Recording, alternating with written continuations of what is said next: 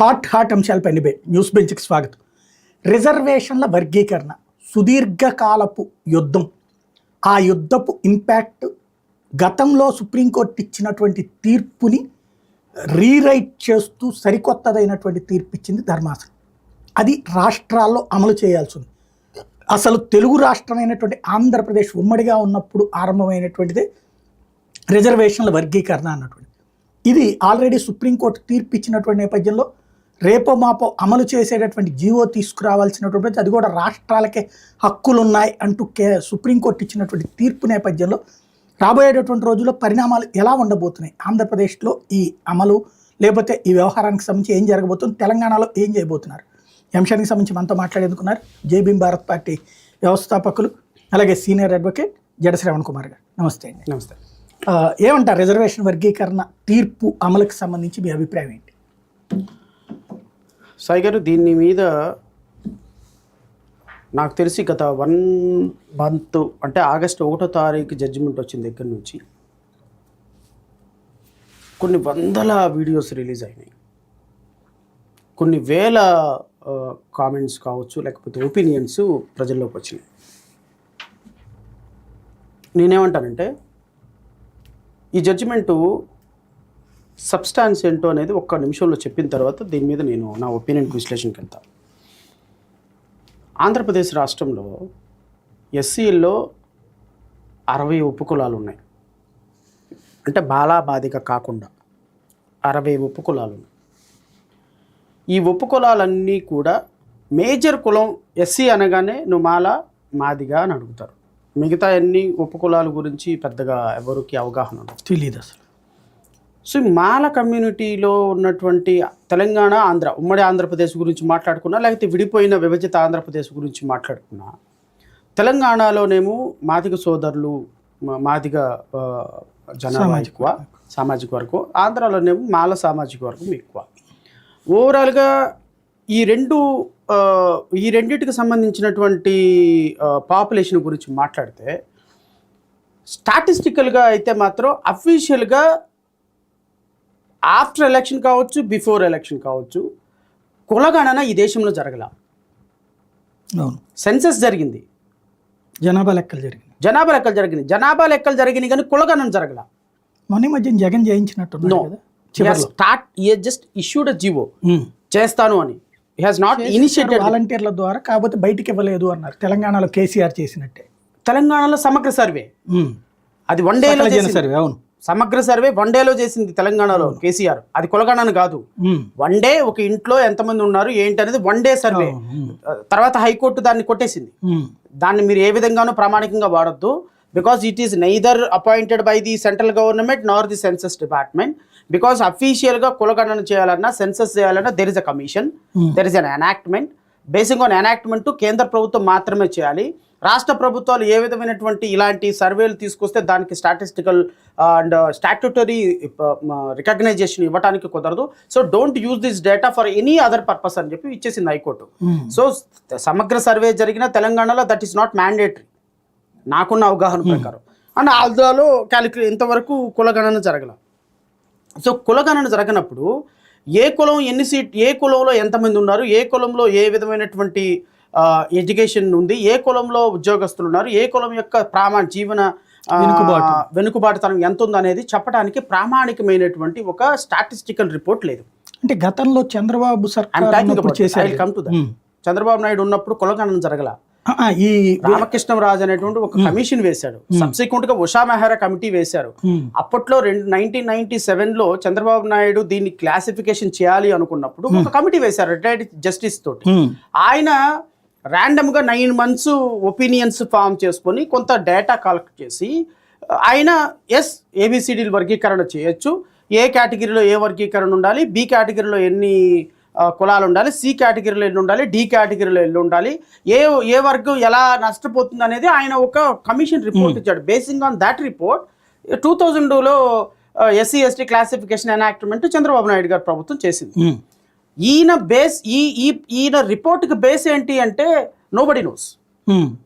ఎందుకు అఫీషియల్గా కులగణన లేనప్పుడు ఏ కులం వాళ్ళు ఎంతమంది ఉన్నారో ఎంత పర్సంటేజ్ ఉన్నారో లెక్కలు లేనప్పుడు అఫీషియల్గా is only assumptions and presumptions మీదే క్యాలిక్యులేషన్స్ నడుస్తున్నాయి. ఓకే, అజంప్షన్స్ అండ్ ప్రిజంప్షన్స్ మీదే నడుస్తున్నాయి. ఈ సోకాల్డ్ మేధావులు మాట్లాడేటువంటి వాడెవడో మాట్లాడే వాళ్ళందరూ కూడా చెప్పమనండి ఎక్కడ జరిగిందో కులగణన. స్టాటిస్టికల్ రిపోర్ట్స్ ఎక్కడి నుంచి ఉన్నాయో చెప్పండి. ఈవెన్ కృష్ణరాజు ఆయన ఇంతకుముందు 97లో వేసిన రిపోర్ట్కి దానికి బేస్ ఏంటో చెప్పమనండి.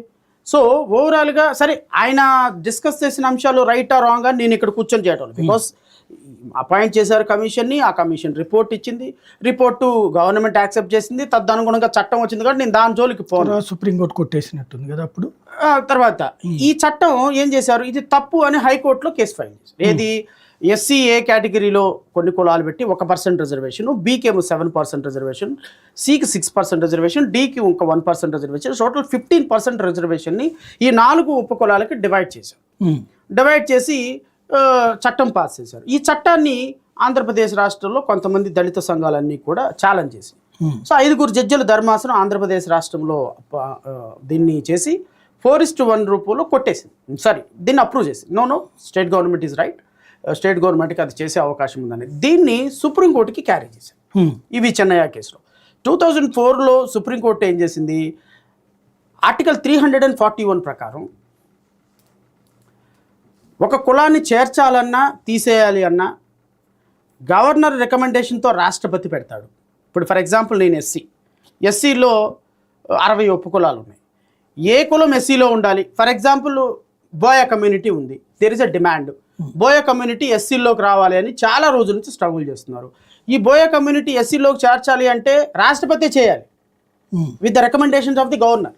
అది ఆర్టికల్ 341 చెప్తుంది. ఈ జాబితాని సవరించాలి అంటే పార్లమెంట్ తప్ప ఇంకెవరు సవరించడానికి లేదు.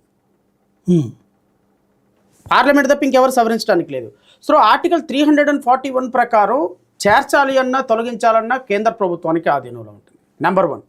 నెంబర్ 2, ఈవీ చెన్నైలో కేసులో సుప్రీంకోర్టు కొట్టేయడానికి ఒక ప్రధానమైనటువంటి అంశం ఏంటి అంటే, ఈ ఆర్టికల్ 341లో 60 కులాలు ఉన్నాయి. 60 కులాలకి కలిపి 15% రిజర్వేషన్ ఉంది. ఓకేనా? ఈ 60 కులాల్లో 15% రిజర్వేషన్కి ఏ అనే కేటగిరీని డివైడ్ చేసి దానికి 1% రిజర్వేషన్, బి అనే కేటగిరీని కొన్ని కులాలు పెట్టి దానికి 7% రిజర్వేషన్, సి అనే కేటగిరీలో కొన్ని కులాలు పెట్టి దానికి 6% రిజర్వేషన్, డి అనే కేటగిరీలో కొన్ని కులాలు పెట్టి దానికి 1% రిజర్వేషన్ ఇవ్వటం రాష్ట్ర ప్రభుత్వానికి తగదు. బికాస్ ఆర్టికల్ 341 ఆఫ్ ఇండియన్ కాన్స్టిట్యూషన్లో రాష్ట్రపతి మాత్రమే దాని మీద ఏమైనా చేర్చాలి అన్నా తీసేయాలి అన్నా ఉపకులాలు చేయాలన్నా సబ్ క్లాసిఫికేషన్ చేయాలి అన్నా adding or subtract or any modification of the scheduled list only with recommendations of the governor president మాత్రమే చేయగలడు, అది పార్లమెంట్ మాత్రమే చేయగలదు. సో కాబట్టి మీరు ఒక రాష్ట్ర ప్రభుత్వంగా ఈ 341లో ఉన్నటువంటి 60 ఉపకులాలని ఆంధ్రప్రదేశ్ రాష్ట్రానికి సంబంధించి, మళ్ళీ తెలంగాణలో లేకపోతే జార్ఖండ్లో లేకపోతే ఉత్తరప్రదేశ్లో వేరే కులాలు ఉంటాయి. Schedule caste 341 ఆర్టికల్లే. కర్ణాటకలో వేరే కులాలు ఉంటాయి, బీహార్లో వేరే కులాలు ఉంటాయి, కాశ్మీర్లో వేరే కులాలు ఉంటాయి. ఆ రాష్ట్రాలకు సంబంధించిన కులాలని గవర్నర్లు రికమెండ్ చేస్తే రాష్ట్రపతి దాన్ని నోటిఫై చేస్తాడు. ఆంధ్రప్రదేశ్లో ఉన్న 60 ఉపకులాలని డివైడ్ చేయటం అనేది రాష్ట్ర ప్రభుత్వానికి తగదు అని చెప్పి కొట్టేసింది. ఓకే, కొట్టేసిన తర్వాత అప్పుడు ఇక చట్టం లేకుండా పోయింది. సో దాన్ని 5 జడ్జిల ధర్మాసనం అయ్యేటప్పటికి, అయితే ఈ చట్టం అట్లా పక్కన ఉంది. 2015-16 సంవత్సరంలో పంజాబ్ ఒక చట్టం తయారు చేసింది. ఏం చట్టం తయారు చేసింది, అక్కడ ఉన్నటువంటి ఒక 2 కులాలకి ఉపకులాలకి 50% రిజర్వేషన్ ఇచ్చి మిగతా కులాలకి 50% రిజర్వ్ చేసింది. ఎస్సీ షెడ్యూల్లో ఒక 20 కులాలు ఉంటే 2 కులాలకు మాత్రం 50% రిజర్వేషన్స్ ఇచ్చింది, 18 కులాలకి 50%. దీన్ని ఛాలెంజ్ చేశారు. దీన్ని పంజాబ్ కోర్టుకి వెళ్ళినప్పుడు ఛాలెంజ్ చేసినప్పుడు అప్పటికి ఈవీ చెన్నయ్య జడ్జిమెంట్ వచ్చింది కాబట్టి 341లో ఉన్నటువంటి లిస్ట్ని డిస్టర్బ్ చేయటం రాష్ట్ర ప్రభుత్వానికి చాలదు, కొట్టేసింది. దాన్ని సుప్రీంకోర్టు క్యారీ చేశారు. సుప్రీంకోర్టు క్యారీ చేసినప్పుడు అది మళ్ళీ 5 జడ్జిల ధర్మాసనానికి వచ్చింది. 5 జడ్జిల ధర్మాసనానికి అక్కడున్న హైకోర్టు కొట్టేయడానికి బేస్ ఏంటి, సుప్రీంకోర్టు ఇచ్చినటువంటి EV Chennaiah judgment. So EV Chennaiah judgment invariably fall for consideration. Again మళ్ళీ 5 జడ్జిల ధర్మాసనం దగ్గరకు వచ్చింది. 5 జడ్జిల ధర్మాసనం ఏం చేసింది, చూసింది మొత్తం అంతా కరెక్ట్గానే ఉంది, జడ్జిమెంటు బాగానే ఉంది. బట్ ఈవీ చెన్నయ్య ఇచ్చిన 2004లో ఇచ్చినటువంటి జడ్జిమెంటు వాళ్ళు 5 మేము 5 మేమేమో దీన్ని డిసెంట్ రాస్తున్నాం, ఇది కరెక్టే. అప్పుడు జడ్జిమెంట్ 5 జడ్జిలు చెప్పింది కరెక్ట్ కాదు, కాబట్టి మేము వాళ్ళు తప్పు చెప్పారు అని ఓవర్ రూల్ చేసే పవర్ మాకు లేదు, కాబట్టి this was recommended to 7 benches judges. So 2 conflict views, ఆంధ్రాలో వచ్చిన ఒక జడ్జిమెంటు అండ్ పంజాబ్లో వచ్చినటువంటి జడ్జిమెంట్, ఈ 2 జడ్జిమెంట్లు కాన్ఫ్లిక్ట్ అయిన కారణంగా ఈ 5 జడ్జిలే కాబట్టి దీన్ని 7 జడ్జిల ధర్మాసనానికి రిఫర్ చేశారు. 7 జడ్జిల ధర్మాసనానికి రిఫర్ చేసినప్పుడు 7 జడ్జిల ధర్మాసనం ఆగస్టు 1 తారీఖున జడ్జిమెంట్ ఇచ్చింది. ఏమని ఇచ్చింది? ఈవి చెన్నియా జడ్జిమెంట్ని కొట్టేస్తూ, క్వాష్ చేస్తూ, సెటసైడ్ చేస్తూ, ఓవర్ రూల్ చేస్తూ ఇదైతే ఇచ్చిందో రాష్ట్రాలు 341 ఆర్టికల్ ఉపకులాలను చేసుకునే పవరు రాష్ట్ర ప్రభుత్వాలకు ఉన్నది. ఈవి చెన్నయ్య జడ్జిమెంట్లో ప్రపోజిషన్ రాంగు, కాబట్టి ఆర్టికల్ 341 ప్రకారం రాష్ట్ర ప్రభుత్వాలకు ఉన్నది అని సుప్రీంకోర్టు చెప్పింది. ఇక్కడ చాలామంది మాలా సామాజిక వర్గం మేధావులందరూ బయలుదేరిపోయి ఆర్టికల్ 341 ప్రకారం రాష్ట్ర ప్రభుత్వాలకి అధికారం లేదు, ఆర్టికల్ 341 ప్రకారం పార్లమెంట్కి మాత్రమే అధికారం ఉంది అని ఒక కొత్త వాదన తీసుకొచ్చారు. నేను ఆ వాదనతో కూడా ఏకీభవించను. ఎందుకంటే వీళ్ళంతా పాపం తెలిసి తెలియక మాట్లాడుతున్నారు. జడ్జిమెంట్ని క్షుణ్ణంగా అర్థం చేసుకున్న వ్యక్తిగా, ఇది నా వ్యక్తిగతమైన అభిప్రాయం, నా అండర్స్టాండింగ్, ఏది జడ్జిమెంట్ చదివిన తర్వాత మేబీ వాళ్ళకు ఒపీనియన్స్ ఉండొచ్చేమో.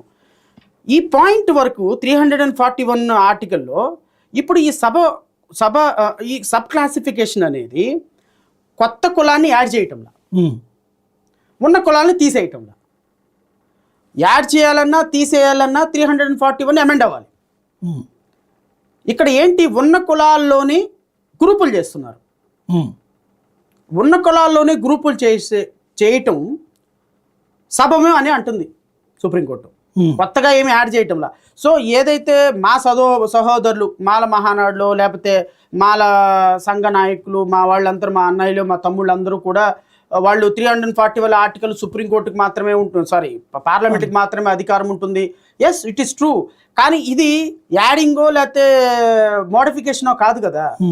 ఆర్డర్ని సబ్డివైడ్ చేస్తూ ఈ కులాలకి పెట్టేటువంటి అంశం. సో ఇంతవరకు లీగాలిటీ ఎంతవరకు కరెక్ట్ ఏందనేది తర్వాత చూద్దాం. సుప్రీంకోర్టు ముందు ఉన్నటువంటి అంశం, నా ప్రాథమికమైనటువంటి అబ్జెక్షన్ ఏంటి అంటే, అసలు ఈ ఉపకులాలకు సంబంధించినటువంటి రిజర్వేషన్ కరెక్టా కాదా అని పక్కన పెట్టేద్దాం. సరే, నా ప్రాథమికమైన అబ్జెక్షన్ ఏంటంటే, ఈ జడ్జిమెంటు రాజ్యాంగానికి, రాజ్యాంగ స్ఫూర్తికి, ఈ దేశంలో బలహీన వర్గాలు, దళిత వర్గాలు అధికారంలోకి రాకుండా రాజకీయంగా వాళ్ళని స్ప్లిట్ చేసి తద్వారా కొన్ని కులాలకి, కొన్ని ప్రభుత్వాలకి అధికారాన్ని లిమిట్ చేయాలని ఆలోచించి రాజకీయ ప్రయోజనాలతో వచ్చినటువంటి జడ్జిమెంట్గా నేను అభివర్ణిస్తాను. This is my comment. Okay, అది కంటెంప్ట్ అవుదా? ఎందుకు కంటెంప్ట్? ఇప్పుడు నేనేమి జడ్జిలు డబ్బులు తీసుకుని జడ్జిమెంట్లు ఇచ్చారని నేను చెప్పటం లేదే. జడ్జిలు పలానా కారణాల చేత జడ్జిమెంట్ చెప్పారని నేను అవటం లేదే. జడ్జిమెంటు ఇది రాజకీయ ప్రయోజనాలతోటి వచ్చిన జడ్జిమెంట్ అనేది నా ఒపీనియన్. రాజకీయ ప్రయోజనాలతోటి, రాజకీయ కారణాలతోటి కేంద్ర ప్రభుత్వం వేసినటువంటి అఫిడవిట్ని, కేంద్ర ప్రభుత్వం మాట్లాడినటువంటి అఫిడవిట్ని, వేసినటువంటి అఫిడవిట్ని యాజ్ ఈజ్గా జడ్జిమెంట్గా రాసినటువంటి జడ్జిలు, న్యాయమూర్తులు అనేది కంటెంప్ట్ అయితే అవనండి. I don't mind at all. ఎందుకంటే ఒక దేశంలో 40 కోట్ల మంది దళిత బిడ్డల బతుకులు రాజ్యాధికారం కోసం ఫైట్ చేస్తుంటే 40 కోట్ల మందిని 4 కోట్ల సంఘాలుగా వెడగొట్టడానికి ఇచ్చినటువంటి జడ్జిమెంట్ ఈ జడ్జిమెంట్. ఇలాగ వాళ్ళు ఏమంటున్నారంటే, సుదీర్ఘకాలంగా ఎస్సీల అభ్యున్నతి కోసం తీసుకొచ్చినటువంటి చట్టాన్ని వీళ్ళు ఒక సెక్షన్, అందులో ఒక సెక్షనే అనుభవించుతూ ఉండటం వలన మిగతా సెక్షన్స్ నష్టపోయారు ఈ 75 ఏళ్లలో కూడా. అందువలన వాళ్ళకి ఎవరైతే నష్టపోయారో వాళ్ళకి ఇస్తున్నాం అంటుంది. అవును. ఇప్పుడు ధర్మాసనం ముందున్న అంశం ఏంటి, వర్గీకరణ సబ్ క్లాసిఫికేషన్ చేయొచ్చా చేయకూడదా అనేది. ఓకేనా, నేను ఒకసారి చెప్తా. ఈ జడ్జిమెంట్ ఇచ్చింది ఎవరు అంటే 6-1 మెజారిటీ తోటి ఇచ్చినటువంటి chief justice Chandrachud, number 2 judge Gavai, number 3 judge Vikram Nath, Pankaj Mithal, Manoj Mishra, justice Bela Trivedi. ఓకేనా, 7 జడ్జెస్. సాయి గారు, ఇప్పుడు మీ జడ్జిమెంట్, సుప్రీంకోర్టు ముందు ఉన్నటువంటి జడ్జిమెంట్ అంశం ఏంటి అంటే సబ్ క్లాసిఫికేషన్ పర్మిజిబుల్లా కాదా అని. క్రిమిలేయర్ కాన్సెప్ట్ ఎందుకు వచ్చింది జడ్జిమెంట్లో? వచ్చింది అది. That's what I'm saying. Creamy layer concept ఎందుకు వచ్చింది? క్రిమిలేయర్ కాన్సెప్ట్ తర్వాత limit, reservation shall be limit to the first generation only అనే కాన్సెప్ట్ ఎందుకు వచ్చింది అంటే, మీ ముందున్నటువంటి జడ్జిమెంట్లో పరిధి దాటి, మీ ముందు ప్లీడ్ చేయని అంశాన్ని పరిధి దాటి, ఒక సామాజిక కోణంలో ఇప్పుడు ఎస్సీలకి క్రిమిలేయర్ కాన్సెప్ట్ది నేను చెప్తాను. ఫస్ట్ ఈ 7 జడ్జిల ధర్మాసనంలో ఫస్ట్ జడ్జెస్ ఇద్దరు ఎవరైతే ఉన్నారో, chief justice and Chandrachud and Vikram Nath, వీళ్ళిద్దరూ ఒక జడ్జిమెంట్ రాశారు. వీళ్ళిద్దరు జడ్జిమెంటు ఫస్ట్ 40 పేజీల్లో ఉంది. నెంబర్ 2 జస్టిస్ గవాయ్ అని, he's a Dalit judge. Justice Gavai ఒక జడ్జిమెంట్ సపరేట్గా రాసినాడు. జస్టిస్ గవాయ్ రాసిన జడ్జిమెంట్ని Pankaj Mittal, Manoj Mishra, justice Bela Trivedi separate judgment రాసింది. ఈ జస్టిస్ గవాయ్ రాసినటువంటి జడ్జిమెంట్ని ముగ్గురు జడ్జెస్ సపోర్ట్ చేశారు. ఫస్ట్ ఇద్దరు రాసినటువంటి జడ్జిమెంట్లో ఎక్కడ క్రిమిలేయర్ కాన్సెప్ట్ రాలా, ఫస్ట్ జనరేషన్ రిజర్వేషన్ రాలా. సో ఇద్దరు judges rust out. Bela Trivedi dissent judgment రాసింది, ఆవిడే రస్ట్ అవుట్. ఇంకెంతమంది జడ్జిలు ఉన్నారు సాయి గారు? నలుగురులో number 1 judge justice Gavai. Justice Gavai తన జడ్జిమెంట్లో చాలా స్పష్టంగా చెప్పాడు, Nagaraju judgment and Jarnail Singh judgments అని ఇంతకుముందు 2 జడ్జిమెంట్స్ ఉన్నాయి. ఈ 2 జడ్జిమెంట్స్లో ఏదైతే క్రిమిలేయర్ కాన్సెప్ట్ ఇంప్లిమెంట్ అవుతుందో, ఈ రిజర్వేషన్లో క్రిమిలేయర్ షెడ్యూల్డ్ కాస్ట్ కూడా వర్తిస్తుంది. క్రిమిలేయర్ ఎవరికి ఉంది రిజర్వేషన్లో వేరేగా? ఇంతకుముందు బీసీలకు ఉంది. బీసీలకు ఎట్లాంటి క్రిమిలేయర్? ఫర్ ఎగ్జాంపుల్ ఇప్పుడు ఎలా ఉంటుందంటే, క్రిమిలేయర్ అంటే ఏం లేదు సాయి గారు, ప్రజలకు అర్థం అవటం కోసం నేను ఒక మాట చెప్తా. క్రిమిలేయర్ అంటే ఫర్ ఎగ్జాంపుల్ నేను బలహీన వర్గాల వాళ్ళం, లేకపోతే ఒక రిజర్వ్డ్ కేటగిరీ వాళ్ళం. నేను ఈరోజు ఒక ఎగ్జామ్ రాసి గ్రూప్ 1 ఆఫీసర్ అయ్యా. నాకు ఒక జీతం వస్తుంది నెలకి. నా జీతం 8 లక్షలు దాటింది సీలింగ్. ఒక నెలకి, సంవత్సరానికి 8 లక్షలు సీలింగ్ దాటింది. నా కొడుకు ఎంబీబీఎస్ అవుతున్నాడు. నా కొడుకు బీసీ ఎంబీబీఎస్ చదువుతున్నప్పుడు నా కొడుకు వెళ్ళి, సార్ నేను బీసీని, నాకు రిజర్వేషన్లు 29% ఉన్నాయి కదా బీసీలకి రిజర్వేషన్లు, సార్ నాకు రిజర్వేషన్లో సీట్ ఇవ్వండి అని ఎన్టీఆర్ యూనివర్సిటీకి వెళ్తే, బాబు నీకు క్రిమిలేయర్ ఉందా అని అడుగుతారు. సర్టిఫికేట్ తెచ్చుకోవాలి.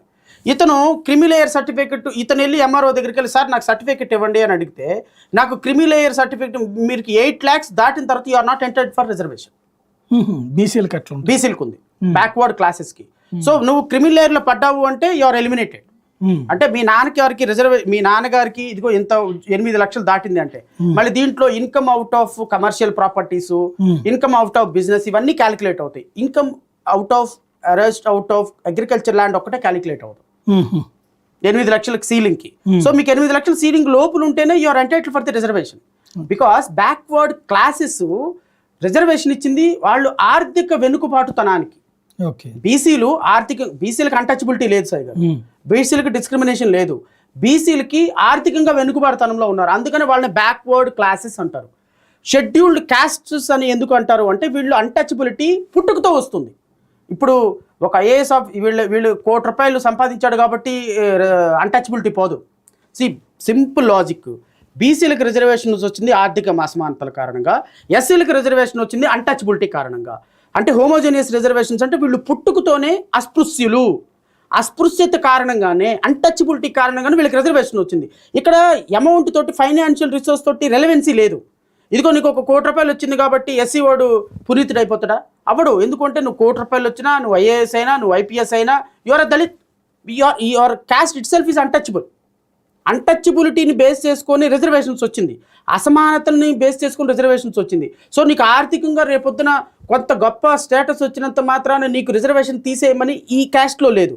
అంటే అసలు అది పెట్టిన పర్పస్ కూడా అదే కదా. అంతే కదా. అంటే ఒకప్పుడు అలా కుల వివక్షకు గురయ్యారు కాబట్టి ఇవాళ ఉన్న సామాజిక స్థితికి తగ్గట్టుగా ఎదిగితే, ఆ ఎదిగినప్పుడు తగిన గౌరవం సమాజంలో ఆటోమేటిక్ గా వస్తుంది కాబట్టి అని కదా పెట్టింది. అవును, ఇప్పుడు ఆ గౌరవం వచ్చేసింది కదా లెక్క ప్రకారం. అదే ఇప్పుడు నాకు తెలిసి మీరు చాలా సీనియర్ జర్నలిస్ట్. ఈ దేశానికి ప్రథమ మహిళ రాష్ట్రపతిని గుళ్ళోకి రానిచ్చారా? ఆవిడే పూజ కూడా చేస్తుంది కదా రామాలయంలోకి.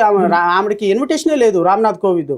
అయోధ్యకి తర్వాత ఆమె వెళ్ళింది కూడా దర్శనానికి. ఆమె కాదు, రామ్నాథ్ కోవింద్ ఇన్విటేషన్. మీకు రాష్ట్రపతికి కొన్ని టెంపుల్స్లోకి ఇప్పటికీ విజిట్ లేదు, దళితులను రానివ్వరు. దట్ ఇస్ పెద్ద దేశం అంతా పెద్ద గోల్ అయిపోయింది కదా, ఆవిడని బయట నుంచో పెట్టి పూజ చేసి పంపించారు. Because their custom is not allowing. ఈ దేశంలో ప్రథమ మహిళను కూడా ఇప్పుడు ప్రధానమంత్రి ఏమంటాడు, మేము ఈ దేశానికి ఒక ట్రైబ్ని ప్రధానమంత్రిగా రాష్ట్రపతిగా చేశాము అంటారు. అంటే అర్థం ఏంటి? That itself is a stigma. ఇప్పుడు ఈ 7 జడ్జిల్లో ఒక జస్టిస్ గవాయ్ దళిత జడ్జి. తెల్లవారి పేపర్లో ఏం రాశారో తెలుసా? 6 జడ్జిల్లో ఒక జడ్జి మాత్రం క్రిమి లేయర్ ప్రతిపాదించాడు, దాన్ని 3 జడ్జిలు యాక్సెప్ట్ చేశారు. ఒక దళిత జడ్జి కూడా క్రిమి లేయర్ ప్రతిపాదించాడు అని అంటారు. ఈ 6 జడ్జిల్లో ఎవరు క్యాస్ట్ అని మీకు తెలుసా? మీడియా క్యాప్చర్ చేసిందా? ఎవరిది క్యాప్చర్ చేయాలి? ఒక గవాయిదే క్యాప్చర్ చేసింది. ఎందుకు తెలుసా? ఈ బికాజ్ దళిత్ కాబట్టి. సో ఈ క్యాస్ట్ స్టిగ్మా అనేది ఇప్పటికీ క్యారీ అవుతుంది. నువ్వు రాష్ట్రపతి అయినా ఏమండి నేను ఒక బ్రాహ్మణ్ని రాష్ట్రపతిని చేశాను అనగలవా? నువ్వు అనటంలా నేను ఒక రామ్నాథ్ కోవింద్ని ఒక దళితుడిని చేశాను, ఒక ఏమని చేశాను, రాష్ట్రపతిని చేశాను అని గొప్పగా చెప్పుకున్నారు. నేను ఒక దళితుడి ఇంటికి వెళ్ళి చపాతీలు తిన్నాను, ఇదిగో చంద్రబాబు నాయుడు దళితుల ఇంటికి వెళ్ళి అన్నం తిన్నాడు. ఏంటిది? అంటే దళితుల ఇంటికి వెళ్ళటాను ఒక స్పెషల్ న్యూస్గా రాయాలా మీరు? దళితుల ఇంటికి వెళ్ళి చపాతీ తింటే అది ఒక పెద్ద న్యూసా? దళితుల ఇంటికి వెళ్ళి అతను రాష్ట్రపతిగా చేస్తే అదొక పెద్ద న్యూసా? దళితుడు ఒక జడ్జిమెంట్ అది పెద్ద న్యూసా? That itself is a stigma is still carrying. Sai గారు మీరు అన్నట్టు అసలు ఇక్కడ మీరు ఎదిగిపోయారు కదా అంటే ఎదగటం వేరు. నేను 4 కూరలతో తింటా. నేను ఒక జడ్జిని ఒక అగ్రహారంలోకి వెళ్ళి ఒక అమ్మాయిని అడిగితే నాతో పాటు వాళ్ళు సమానంగా సంబంధాలకు రమ్మనండి, నేను వెళితే వాళ్ళ కులం వాళ్ళందరినీ పిలిచి సమావేశపరిచి మంత్రాలతో తంత్రాలతో నాకు పెళ్లి చేయమనండి. అన్లెస్ అంటే అబ్బాయి అమ్మాయి లేచిపోతాను, అబ్బాయి అమ్మాయి ఇష్టపడతాను, తప్పనిసరి పరిస్థితి పెళ్లి చేసుకోవాలి, లేకపోతే ఇప్పుడున్న పరిస్థితుల్లో వీళ్ళిద్దరు లేచిపోతారు అంటే పెళ్లి చేస్తున్నారు. కానీ మనస్ఫూర్తిగా ఎవరు ఒక దళితుడికి ఒక అమ్మాయి నుంచి పెళ్లి చేయరు. This is a called caste system in this country. ఈ సిస్టంలో ఒక డబ్బులు వచ్చినాయి కాబట్టి క్రిమి లేయర్ పెడతాను అంటే, ఈ జస్టిస్ గవాయ్ రాసిన జడ్జిమెంట్ క్రిమి లేయర్ అనే కాన్సెప్ట్ జడ్జిమెంట్ని 3 జడ్జిలు ఎండార్స్ చేశారు. ఒక జడ్జి ఎండార్సింగ్ చేయటమే కాకుండా reservation has to be limited for a particular first generation only అని రాశాడు. మీ ముందున్న అంశం ఏంటి? మీ ముందున్న అంశము రిజర్వేషన్స్లో ఈ ఏబిసిడి వర్గీకరణ కరెక్టా కాదా అని. మీకు ఎవరు ఈ క్రిమి లేయర్ కాన్సెప్ట్ని లేకపోతే ఈ ఫస్ట్ జనరేషన్ వరకే లిమిట్ చేయమని రిజర్వేషన్స్ మీకు ఎవరిచ్చారు పవరు? మీరు మీ ముందు ప్లీడ్ చేయని అంశాన్ని మీరు ఎందుకు రాశారు? ఇది ఈ ఫస్ట్ జనరేషన్ రిజర్వేషన్ క్రిమి లేయర్ పెట్టడం వల్ల రేపొద్దున ఒక మాదిక సోదరుడికి ఒక ఉద్యోగం వచ్చిందనుకో, రేపొద్దున క్రిమి లేయర్ అప్లై చేసి నీ కొడుకు ఉద్యోగం లేదు, నీ తమ్ముడికి ఉద్యోగం లేదు, నీ చెల్లికి ఉద్యోగం లేదు అంటే హౌ ఇట్ ఈస్ జస్టిఫైడ్? రేపొద్దున ఫస్ట్ జనరేషనే అని అన్నారనుకోండి, ఎంతమంది చిరంజీవి తర్వాత పవన్ కళ్యాణ్ తర్వాత నాగబాబు తర్వాత ఆయన పేరు ఏదో ఉంది, ఆయన కొడుకు పేరు ఎంతమంది అవుతారు సాయి గారు? ఇలాగా ఒక కింద కులాల్లో ఒక పెద్ద కొడుకు ఉద్యోగం వచ్చేస్తే వాడు పెళ్ళాన్ని తీసుకుని వెళ్ళిపోతే తల్లి చచ్చిపోయినా కూడా వచ్చి తలకోరు పెట్టని కుటుంబాలు లక్షల కుటుంబాలు ఉన్నాయి. వాడు చెల్లి చదువుతుందా, తమ్ముడు చదువుతున్నాడా, తమ్ముడు ఎట్టున్నాడు, తండ్రి ఎట్టున్నాడు అని ఉద్యోగాలతో చేసుకొని వెళ్ళిపోతే కొడుకులు వాళ్ళ తర్వాత వచ్చే తమ్ముళ్ళని తల్లిని పట్టించుకొని కుటుంబాలే మన అన్ని. ఇలాంటి కుటుంబాల్లో ఒకటికి ఒక ఉద్యోగం వచ్చేస్తే నీ చెల్లికి ఉద్యోగం లేదు, నీ తమ్ముడి కులాల్లో కూడా ఉంటది కదా. ఏదేది మిగతా కులాల్లో కూడా ఓసీల్లో కూడా అదే ఉంటుంది. నేను ఇంకోటి కూడా చెప్తున్నా, ఈ రిజర్వేషన్ అనేదో లేకపోతే ఈ క్రిమి లేయర్ అనేదో రేపొద్దున 10% ఈడబ్ల్యూఎస్ ఉంది కదా, ఆ ఈడబ్ల్యూఎస్ కోటాలో పెట్టొచ్చు. ఎందుకు పెట్టొచ్చు అంటే వాళ్ళకి ఆర్థిక అసమానతలతో వచ్చింది, అన్టచబిలిటీ కాదు అది. ఆర్థిక అసమానతలతో అన్ని కులాలతో వస్తాయి. ఇప్పుడు ఈడబ్ల్యూఎస్ రిజర్వేషన్ అగ్రవర్ణాల్లో పేదలకు ఇచ్చారు సాయి గారు, ఐఎమ్ సపోర్టింగ్ ఇట్. నేను ఒక వైశ్య కమ్యూనిటీలో ఒక బ్రాహ్మణ్ కమ్యూనిటీలో నిరుపేదలు ఉంటారు, వాళ్ళకి రిజర్వేషన్ ఏమో నేను ఫైట్ చేస్తా. ఒకవేళ వాళ్ళ రిజర్వేషన్లు ఏమైనా తప్పు జరిగితే నేను ఫైట్ చేస్తా. సో ఇక్కడ నేను చూసేది నాకు రాజ్యాంగ పరంగా కాన్స్టిట్యూషన్ పరంగా నాకు రైట్ ఉంది కాబట్టి నేను అడుగుతున్నా. నా రైట్ని తీసేయడానికి నీకెక్కడ ఉంది రైటు? అంటే సుప్రీం కోర్టుకు ఉన్నదంటారా రైట్? అది నేను అనేది సుప్రీంకోర్టుకి లేదు అనే స్థాయి నాది కాదు. కానీ మీ ముందు క్లియర్ చేయని అంశాన్ని, మీ ముందు అర్థించిన అంశాన్ని మీరు సుప్రీంకోర్టు జడ్జిమెంట్లో పెట్టి దాన్ని ఈరోజు రాష్ట్ర ప్రభుత్వాలకి కేంద్ర ప్రభుత్వానికి ఒక ఆయుధంగా ఇచ్చి 40 కోట్ల మంది జీవితాల్లో చీకటిమయం చేయడానికి చేసినటువంటి జడ్జిమెంట్గా నేను అభివర్ణిస్తే తప్పేంటుంటుంది? రైట్. అంటే ఇక్కడ వెంటనే ప్రభుత్వం చెప్పినట్టుంది కదా క్రిమి లేయర్ జోలికి మేము పోవని. రైట్. ఇక్కడ పాయింట్కి వస్తాను సాయి గారు. ఇప్పుడు అసలు క్రిమి లేయర్ అనే కాన్సెప్ట్ ఎస్సీ ఎస్టీలకు వర్తించదు అనేది రాజ్యాంగ ధర్మాసం, రాజ్యాంగ సూత్రం, బేస్ సూత్రం. ఇంక చిన్నపిల్లవాడిని అడిగినా చదువుతాడు బేస్ సూత్రం. దీంట్లో క్రిమి లేయర్ పెట్టారు. వాస్తవంగా ఇట్లాంటి క్రిమి లేయర్ కాన్సెప్ట్ని ఏమైనా కేంద్ర రాష్ట్ర ప్రభుత్వం ఆలోచిస్తే చంపలకు పెట్టి కొట్టాల్సిన సుప్రీంకోర్టు. ఎవర్రా మీరు ఎస్సీ ఎస్టీలో క్రిమి లేయర్ ఎట్ట పెడతారు? అసలు వీళ్ళకి రిజర్వేషన్స్ వచ్చింది అన్టచబిలిటీని బేస్ చేసుకొని. కులం ఉన్నంత వరకు వాళ్ళకి రిజర్వేషన్స్ ఉంటుంది, అన్టచబిలిటీ ఉన్నంత వరకు రిజర్వేషన్స్ ఉంటుంది. మీరు కావాలంటే అన్టచబిలిటీని తీసేయండి, కులాన్ని తీసేయండి, మాకు రిజర్వేషన్స్ వద్దు. నేను ఓపెన్ ఛాలెంజ్ చేస్తున్నా. మీరు అన్టచబిలిటీని తీసేయండి, దేశంలో కులాన్ని తీసేసేయండి, అందరూ ఒకటే భారతీయులు అనండి. Yes, we don't want a bloody reservation at all. ఇవి ఉండంగా మీరు క్రిమిలేయర్ ఎట్ట పెడతారని కేంద్ర రాష్ట్ర ప్రభుత్వాలు ఒకవేళ నిర్ణయం తీసుకుంటే వాటిని చెంపలు వాయించాల్సిన సుప్రీంకోర్టే క్రిమిలేయర్ కాన్సెప్ట్ పెట్టేస్తే, రేపొద్దున కేంద్ర ప్రభుత్వం అబ్బే మేము ఇప్పుడు ఇంప్లిమెంట్ చేయమన్నారు, రేపొద్దున జనవరి 1వ తారీఖున మనసు బారింది మోడీకి, అబ్బే కుదరదు, ఈ creamy layer applicable to all issues in this country అన్నాడు. ఏం చేయగలరు? రేపు Chandrababu Naidu creamy layer applicable, reservations only limited to first generation అన్నాడు. ఏం చేయగలం? రేపు మాదిగలకు ఉద్యోగాలు వద్దా? మాదిగ సోదరికి ఒక ఉద్యోగం వస్తే, మాదిగ తమ్ముడికి ఉద్యోగం వస్తే మిగతా వాళ్ళకి ఉద్యోగాలు రావద్దా? ఇది ఒక్క ఎస్సీలు మాదిగ సమస్య కాదు. ఈ రిజర్వేషన్ ఈ జడ్జిమెంట్ అనేది ఎంటైర్ దేశంలో ఉన్నటువంటి 40 కోట్ల మంది దళితుల జీవితాల్లో చిచ్చు పెట్టే రిజర్వేషన్. ఇప్పుడు నా శత్రువు ఎవరు? మాదిగ శత్రువు ఎవరు? నేను. నా శత్రువు చంద్రబాబు నాయుడు కాదు, నా శత్రువు జగన్మోహన్ రెడ్డి కాదు, నా శత్రువు పవన్ కళ్యాణ్ కాదు. ఇప్పుడు మీ ఇద్దరం కొట్టుకోవాలి. 25%గా ఉన్న మీ ఇద్దరము, వాళ్ళు మేము 12% రిలీజ్ అయిపోతే ఇక మేము అధికారం కోసం పోరాడాల్సిన అవసరం లేదు. రిజర్వేషన్ కోసం పోరాడుకుంటే రోజు కొట్టుకొని చచ్చిపోతే, రోజు ఎంప్లాయీస్లు గొడవ పడితే ఇది రాష్ట్ర ప్రభుత్వాలకు ఆనందం, చంద్రబాబు నాయుడుకి ఆనందం, పవన్ కళ్యాణ్కి ఆనందం, నారా లోకేష్కి ఆనందం. అమ్మయ్య, ఇక వీళ్ళిద్దరు ఎవ్వరు కలవరు, హ్యాపీ, మనకి అసలు కాంపిటీషనే లేదు. తెలంగాణలో రేవంత్ రెడ్డికి ఆనందం, లేకపోతే ఇంకో దాంట్లో మోడీకి ఆనందం, అక్కడ ఉన్న గుజరాత్లో ఆనందం, ఉత్తరప్రదేశ్లో ఆనందం, మధ్యప్రదేశ్లో ఆనందం. వీళ్ళందరికీ హ్యాపీ. అందరూ కొట్టుకు సస్తా ఉంటారు వేళ కులాల మధ్య, మన జోలికి రారు. మనం అయితే మాత్రం చక్కగా 3-4% ఉన్నాం, డబ్బులు ఉన్నాయి, హ్యాపీగా రాష్ట్ర ప్రభుత్వాలు ఏలుకోవచ్చు, వీళ్ళ మధ్య చిచ్చులు పెట్టేసామని కూర్చున్నారు. ఇది సుప్రీంకోర్టు చేత చెప్పించి దళిత జీవితాలను కాపాడేసిన సుప్రీంకోర్టే ఈ విధంగా చేస్తే ఇక ఈ దేశంలో దిక్కేవారు మాకు? మరి ఇప్పుడు దీనికి ఏమన్నా రివ్యూకి వెళ్తారంటే ఇప్పుడు 7 రివ్యూ లేదు సార్. రివ్యూ వేస్తాం సాయి గారు. రివ్యూ దేనికోసం ఉపయోగపడుతుంది? 5 నుంచి 7, ఇప్పుడు 7 నుంచి 9, 11 రాజ్యాంగ ధర్మాసనం. అన్లెస్ అండ్ అంటిల్ జడ్జిలు ఏదైతే 7 జడ్జిలు దీనికి ఇంకా పై జడ్జిలు రివ్యూ చేయాలి అని రాస్తే తప్ప అప్పీల్ లేదు. వాళ్ళు ఒపీనియన్ ఇవ్వాలి. 7 జడ్జిలు ఇది మాకంటే పై వాళ్ళు 9 మంది జడ్జిలను ఏర్పాటు కావాలి, 11 మంది జడ్జిలు ఏర్పాటు కావాలని వాళ్ళు ఒపీనియన్ ఇస్తేనే ఇంకొక కమిటీకి వెళ్తుంది. Otherwise this is final. ఇప్పుడు స్టేట్స్లో అయితే స్టేట్ గవర్నమెంట్స్ కనుక చెయ్యము అంటే దాన్ని ఏమన్నా చెయ్యాలని రూల్ ఏమన్నా? ఈ జడ్జిమెంట్ మొత్తంలో ఒక ట్రిక్కీ పాయింట్ ఏంటంటే, రాష్ట్ర ప్రభుత్వాల దగ్గరికి బాల్ ఇసిరేసింది సుప్రీంకోర్టు. మాకు సంబంధం లేదు, చేయొచ్చు, మీరు ఏం చేసుకుంటారో చేసుకోండి, కత్తికి ఒక కండగా నరుక్కోండి, ఎలా నరకాలి, ఎలా కుప్పలు పెట్టాలి అనేది మీ ఇష్టం, మీరు చేసేసుకోండి. మాలోళ్ళని మొత్తానికి తీసేస్తారా? తీసేయండి. మా దగ్గర అందరిని తీసుకెళ్ళి పైన కూర్చోబెడతారు, కూర్చోబెట్టండి. అసలు లిమిట్ రిజర్వేషన్స్ లేవు అంటారా? క్రిమిలేయర్ పెట్టుకుంటా ఉంటారా? పెట్టుకోండి. రిజర్వేషన్స్ ఫస్ట్ జనరేషన్కి లిమిట్ చేస్తారా? చేసుకోండి. కేంద్ర ప్రభుత్వం మీ ఇష్టం, రాష్ట్ర ప్రభుత్వాలు మీ ఇష్టం, మాకేం సంబంధం లేదు, మీరు ఏం చేసుకోవాలో దాన్ని చేసుకోవచ్చు అని ఓవరాల్గా బ్లాంకెట్ అప్రూవల్ ఇచ్చేసారు రాష్ట్ర ప్రభుత్వానికి. ఇప్పుడు రేపొద్దున చంద్రబాబు నాయుడు ఏం చేసినా మాట్లాడటానికి లేదు, రేవంత్ రెడ్డి ఏం చేసినా మాట్లాడటానికి లేదు. రాష్ట్ర ప్రభుత్వాలకి పూర్తి హక్కులు ఇచ్చినటువంటి జడ్జిమెంట్. వాళ్ళు అమలు చేయొచ్చు, వాళ్ళే అమలు చేయాలి. వాళ్ళు చెయ్యను అంటే ఏం చేయగలిగింది లేదు. ఓకే, అప్పుడు దానికి ఏమి కంటెంప్ట్ గానీ అట్లా వెళ్ళడానికి ఏం లేదు. ఇది జడ్జిమెంట్ డైరెక్షన్ కాదు సాయి గారు. ఫస్ట్ పాయింట్, జడ్జిమెంట్ ఒక సర్టెన్ క్లారిఫికేషన్స్ ఇచ్చింది. ఓకే, సర్టెన్ క్లారిఫికేషన్స్ లో నీకు పూర్తిగా ఏబిసిడి వరకే కన్నా చేసుకో, క్రిమిలేయర్ పెట్టుకో, ఫస్ట్ జనరేషన్ రిజర్వేషన్ అమలుపరుచుకో. రాష్ట్ర ప్రభుత్వాలకి లేని థాట్స్ను కూడా ఇంపోర్ట్ చేసి ఈ జడ్జిమెంట్లో వాళ్ళకి ఫెసిలిటేట్ చేసిన జడ్జిమెంట్ ఇది. ఇప్పుడు ఇది అప్పుడు ఏమవుతుంది? స్టేట్స్లో ఉన్నటువంటి మెజారిటీ ఓట్ బ్యాంకుని బట్టి అవుతుంది కదా. అంతే కదా.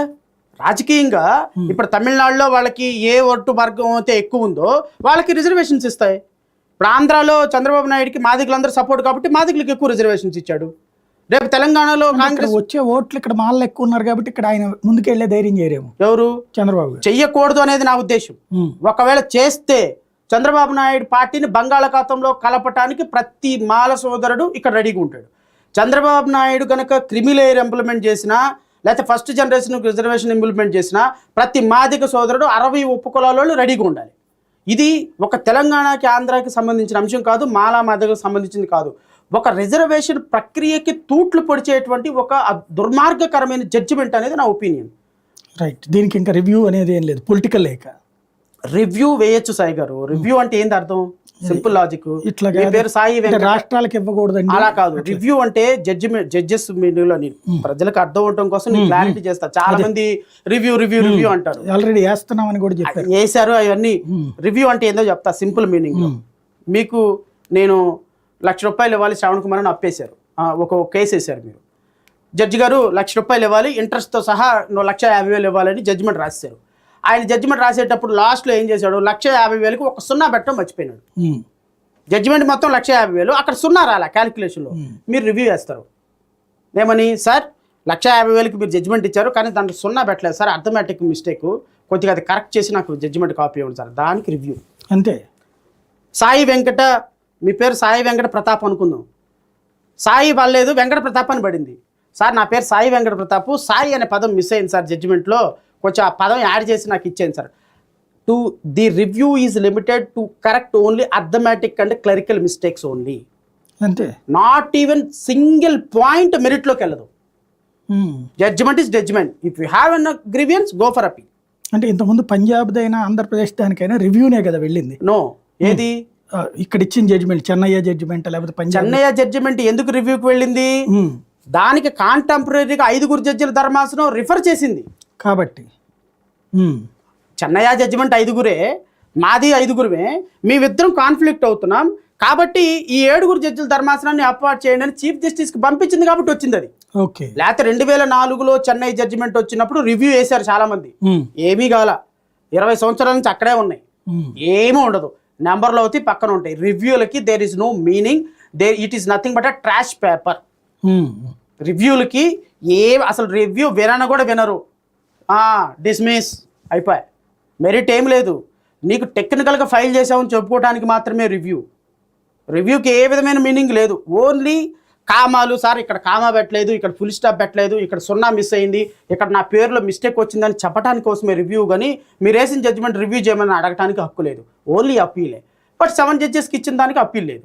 ఎప్పుడైనా భవిష్యత్తులో ఇంకో 30-40 సంవత్సరాల తర్వాత ఈ జడ్జిమెంట్ ఏమైనా అప్పీల్కి వెళ్తే, 7 జడ్జిల ధర్మాసనానికి వెళ్తే, వాళ్ళు ఈ 2 వ్యూస్ తప్పు అంటే అప్పుడు 9 మంది జడ్జిలను అపాయింట్ చేయమని వాళ్ళు రికమెండ్ చేస్తే అవ్వటమే తప్ప ఈ judgement is a final landmark judgement.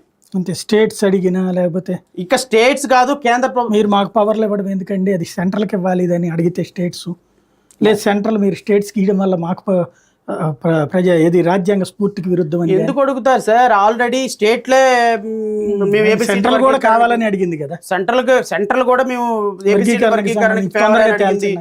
కేంద్ర ప్రభుత్వం అడిగింది, ఉత్తరప్రదేశ్, కర్ణాటక, తమిళనాడు అందరూ ఫేవర్ అని అంటున్నారు. ఎందుకంటే వాళ్ళ రాష్ట్రాల్లో వాళ్ళు పొలిటికల్గా వీళ్ళందరినీ స్ప్లిట్ చేయాలి. వీళ్ళకి రాజ్యాధికారం రాకుండా స్ప్లిట్ చేస్తే ఈ 40 కోట్ల మంది ప్రజల్ని వీళ్ళు టక చేస్తే, ఇప్పుడు నేను ఒక ఆఫీస్లో పనిచేస్తున్నాను సాయి గారు, నా కింద ఉపకులంలో ఉన్నవాడు ప్రమోషన్ తీసుకున్నాడు, మా ఇద్దరికి గొడవ. ఇప్పుడు నాకు అక్కడ కాంపిటీషను, అరే చంద్రబాబు నాయుడు దోచుకుంటున్నాడు, లేకపోతే జగన్మోహన్ రెడ్డి పవర్లోకి ఉన్నాడు, మనకు పవర్ లేదు, మన మాలవులకు పవర్ లేదు, మన మాదిగోళ్ళకి పవర్ లేదు, మన రెల్లు వాళ్ళకి పవర్ లేదు, మనకు పవర్ లేదని ఆలోచించే పరిస్థితి లేదు. ఇప్పుడు నా శత్రువు ఎవరు అంటే నన్ను 75 సంవత్సరాల నుంచి దోచుకున్నటువంటి కాంగ్రెస్ పార్టీ, చంద్రబాబు నాయుడు, నారా లోకేష్, లేకపోతే జగన్మోహన్ రెడ్డి, కిరణ్ కుమార్ రెడ్డి, రాజశేఖర రెడ్డి, వీళ్ళెవరు మనకు కనపడరు. నాకు కనపడేది ఎవరే అంటే నా పక్కన ఉన్నటువంటి నా సోదరుడు నాకు శత్రువు, ఆయనకి నేను శత్రువు, నాకు ఆయన శత్రువు. ఈ విధంగా శత్రువుతో ఇంకో 50 సంవత్సరాలు గడిచిపోతాయి. నాకు ఇదే కాదు, 20 సంవత్సరాలు ఇదే, 20 రాష్ట్రాల్లో ఇదే పరిస్థితి. 20 రాష్ట్రాల్లో ఉన్నటువంటి మాలలాగా, మాదిగలాగా, చమర్లాగా వీళ్ళందరి మధ్య చిచ్చు పెట్టి, ఈ చిచ్చు పెట్టినటువంటి చిచ్చుని రగులుస్తూ ఇంకో 100 సంవత్సరాల వరకు ఈ దేశంలో అసలు ఎవరు మాట్లాడకుండా, రిజర్వేషన్లో వాళ్ళందరూ ఏకం కాకుండా, వాళ్ళు సంఘటితం కాకుండా, కన్సాలిడేషన్ కాకుండా చేసినటువంటి జడ్జిమెంట్ వల్ల రేపొద్దున మాకు శత్రువులుగా మార్పడి మేము కొట్టుకు సస్తున్నాం. కానీ మేము అసలు వ్యవస్థ మీద పోరాడి అంబేద్కర్ రాజ్యాంగంలో మేము రాజ్యాధికారం సాధించే కాన్సెప్ట్లో మా కులాలని ఆలోచించకుండా చేస్తున్నటువంటి దుర్మార్గకరమైనటువంటి ప్రయత్నాలు ఇవన్నీ. అంటే ఇక్కడ మీరందరూ కూర్చుని అన్ని వర్గాలు ఎవరైతే ఈ మీరు చెప్పినటువంటి వాళ్ళందరూ ఉపకులాలు కానీ అందరూ కూర్చుని ఒక ఫైనల్ దీనికి రాలేరు. అంటే ఇక్కడ పాయింట్ ఏంటంటే ఇప్పుడు ఈ గొడవ పడింది. ఇప్పుడు ఫర్ ఎగ్జాంపుల్ మాదిగలే అడిగారు, మాలల వలన మాకు అన్యాయం జరుగుతుంది అని, లేదా ఆ వర్గాల అన్యాయం అవుతున్నాయని వాళ్ళందరూ అప్పీల్ చేయబట్టినే కదా ఇష్యూ వచ్చింది. ఈవెన్ పంజాబ్ లోనైనా ఎక్కడైనా సరే. అది ఇంతకు ముందు అట్లాంటి, ఇప్పుడు ఫర్ ఎగ్జాంపుల్ స్టేటే డివిజన్ అయిపోయింది. ఆంధ్ర తెలంగాణ ఎందుకు డివిజన్ అయింది? ఆంధ్ర వాళ్ళు ఎక్కువ అవకాశాలు పొందుతున్నారు, తెలంగాణ తగ్గిపోతుందని. అట్లాంటిది ఇక్కడ కూడా వచ్చినాయి. ఇది ఇంతకు ముందు ఇది కరెక్ట్ కాదని మీలో మీరు ఎందుకని సమన్వయం చేసుకోలేదు? సాయి గారు ఎలా ఉంటుందంటే, ఇప్పుడు తెలంగాణ ఆంధ్ర ఉంది, తెలంగాణను దోచుకుంటున్నారు, ఇంటికో ఉద్యోగం వస్తుంది, ఇంటికో వస్తుంది అని ఆ పనికి మాలిన కేసీఆర్ అందరి మీద జాగా బాగా అని సిద్ధాంతం చేసి తెలంగాణను ఆంధ్రాను విడగొట్టాడు. తెలంగాణలో ఎంతమందికి ఉద్యోగాలు వచ్చినాయి సార్? తెలంగాణలో ఎంతమంది బాగుపడ్డారు సార్? తెలంగాణ జీవితాలు ఎక్కడ మారినాయి సార్? తెలంగాణ 4 కంపెనీలు వచ్చినాయి, 4 ఫ్లైట్లు పెరిగినాయి. అంతకుమంది తెలంగాణలో సామాన్య ప్రజల జీవితాలు, ఎవరి జీవితాలన్నీ మారినాయి? ఆ పనికి మాలిన కేసీఆర్ గారు చెప్పినట్టుగా ఎవరిదైనా మారిందా? జీవితం మారిందా? తెలంగాణ ప్రజల అయితే నెంబర్ 1 గా స్టేట్ కి మారుతోందని కదా అని చెప్పి అదే నేను అంటుంది. 4 కంపెనీలు వచ్చినాయి, వెళ్ళి రూరల్ ఏరియాలో వెళ్ళి అడగండి. నేనేమంటానంటే, ఈ విధమైనటువంటి విద్వేషాలు రెచ్చగొట్టినప్పుడు ప్రజల ఆలోచన మర్చిపోతారు, ప్రజల వివేకం మర్చిపోతారు. ఇప్పుడు మాదిగ సోదరులందరికీ ఈ సోకాల్డ్ మేధావి ఎవరైతే ఎంఆర్పిఎస్ నాయకత్వం చేస్తున్నాడో ఈయన వెళ్ళిపోయి ప్రధానమంత్రి మోడీ గారి పక్కన కూర్చొని, అయ్యో మోడీ నువ్వే మాకు చేయి, మాకు రిజర్వేషన్ ఇవ్వయా అంటే, మోడీ పక్కన పట్టుకుని ఏడుస్తుంటే మోడీని వాటేసుకొని ఊరుకొని ఒక ప్రధానమంత్రి, 140 కోట్ల మందికి ప్రధానమంత్రి, దేశంలో ఎన్నో ఇష్యూస్ వదిలిపెట్టి ఒక ఉపకులానికి సంబంధించిన అంశం కోసం వచ్చి ఆంధ్రప్రదేశ్ రాష్ట్రంలో ఒక పెద్ద బహిరంగ సభ పెట్టి ఈయన చోకొడుతున్నాడు అంటే ఈ అర్థం ఏంటి అంటే, ఈ క్యాండిడేట్ బలి పశువు, రేపొద్దున బలి ఇవ్వబోయే మేక.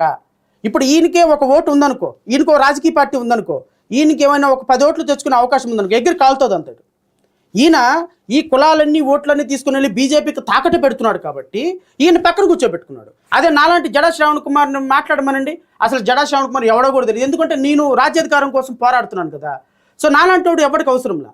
ఇప్పుడు ఇలాంటి సోకాల్డ్ వ్యక్తులందరూ మాదిగ సోదరులని, పిల్లల్ని, తమ్ముళ్ళని, అన్నల్ని అందరినీ, పాపం చిన్న చిన్న చదువులు చదువుకున్న పిల్లలు, నో డౌట్ నేను మా తమ్ముళ్ళని, మాదిగ సోదరులు, మాదిగ వాళ్ళు ఎడ్యుకేషన్ పరంగా తక్కువగా ఉన్నారు, ఎంప్లాయ్మెంట్ పరంగా తక్కువగా ఉన్నారు, ఐఎమ్ ఎండార్సింగ్. దీనికి ఆల్టర్నేటివ్ ఏందో ఆలోచించుకోవాలి. అదే ఇది అంటున్నారు, ఆల్టర్నేటివ్ ఆలోచించుకొని అది స్ప్లిట్ అయిపోయి బతకటం కాదు, స్ప్లిట్ కాదు, వర్గీకరణ ద్వారా ఎదగటం అని కదా. అదే అంటుంది, వర్గీకరణ ద్వారా నువ్వు మహా అయితే 1%, 2% ఉద్యోగాలు చేయగలరు. 1%, 2% తేడా ఎడ్యుకేషన్ లో కూడా, ఎడ్యుకేషన్కి వచ్చి తేడా. ఈ తేడాన్ని రేపొద్దున మనం కలిసి ఉండి రాజ్యాధికారంలోకి వచ్చిన తర్వాత మాలలకే రిజర్వేషన్ 5% తీసుకొని మీరు 9% తీసుకోండి. అది ఎన్నాళ్ళు మీరు ఆలోచించుంటే అసలు ఇక్కడ దాకా వచ్చి. నేను అనేది ఇలా ఆలోచించేటువంటి అవకాశం యువకులకి, సామాన్యులకి ఇవ్వలా. ఈ దుర్మార్గులందరూ బీజేపీ స్పాన్సర్ బూట్లు నాకుతా, చంద్రబాబు నాయుడు బూట్లు నాకుతా, వీళ్ళందరూ యువతనందరినీ దుర్మార్గకరమైనటువంటి రీతిలో ట్రాన్స్పోర్ట్ చేసి వాళ్ళ మనసులు పొల్యూట్ చేసిన తర్వాత వాళ్ళ దగ్గరికి రావటంలా. వాళ్ళందరూ అసలు మాదిగా ఈ 60 ఉపకులాల్లో మనుషులు మొత్తాన్ని పొల్యూట్ చేసి నీకు ఉద్యోగాలు వచ్చేస్తే, నీకు ఉద్యోగాలు ఎందుకు వస్తాయి సాయి గారు? రేపొద్దున ఏబిసిడి వర్గీకరణలో 4 ఉద్యోగాలు ఎక్కువ వస్తాయేమో. వర్గీకరణలో ఓవరాల్గా రాష్ట్రం మొత్తం మాదిగ్గా విడిపోలేదా? రేపొద్దున వీళ్ళిద్దరు కలిసే అవకాశం ఉంటుందా? అసలు వీళ్ళిద్దరికి కలిసి రాజకీయాలు చేసే అవకాశం ఉంటుందా?